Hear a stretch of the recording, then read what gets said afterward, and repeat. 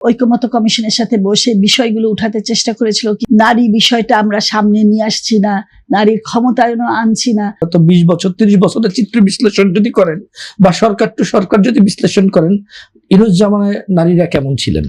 না, সেখানে তো সমস্যা ছিল। আমি বললাম যে যখন দেখি যে সরকার নারীর বিষয়টাকে প্রাধান্য দেওয়া হচ্ছে না, যেখানে একবার আলোচনা হয়েছিল যে 30% নারীকে প্রত্যেকটা স্তরে নিয়ে আসা উচিত, নমিনেশন দেওয়া উচিত, সেখানে তো নামিয়ে এনেছে 5%। কোনো দুটা না একটা রাজনৈতিক দল করেছিল, কিন্তু সেই রাজনৈতিক দল একটা সিটও পায়নি, আর ওরা পাবেও না।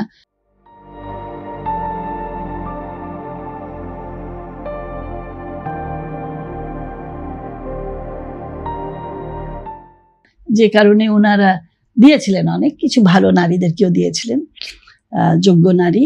কিন্তু যেটা হলো যে মূল দলগুলো তো যারা দিয়েছে 30টা দল তো কোনো নারী ক্যান্ডিডেট দেননি, আর যারা দিয়েছেন তারা 5%-এর অনেক কম দিয়েছেন।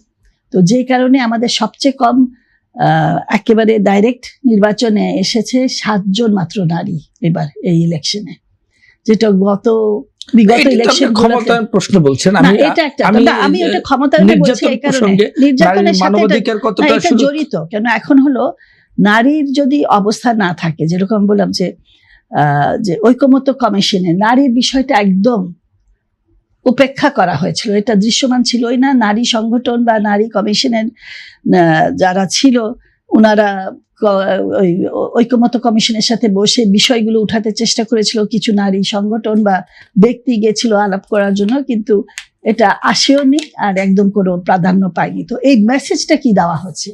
মেসেজটা দেওয়া হচ্ছে যে মব কালচার চলবে, নারীর উপর অত্যাচার চলবে, নারী বিষয়টা আমরা সামনে নিয়ে আসছি না, নারীর ক্ষমতায়নও আনছি না।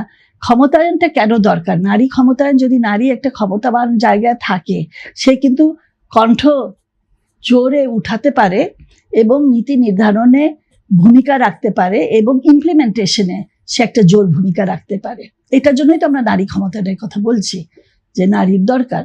তো এইগুলো যখন থাকে না, তাহলে আমরা দেখব যে ওই অন্তর্বর্তীকালীন সরকারের সময়ও নারীরা খুব যে ছিল, মানে তারা যে সিকিউর ছিল, নিরাপত্তা ভোগ করছিল, সেটা না। আপনি যদি ওই সময়কার সব পত্রপত্রিকাগুলো দেখেন, যেগুলো পত্রপত্রিকাতেই আসছে, সেখানে বেশ ভয়াবহ চিত্র চলে আসছে।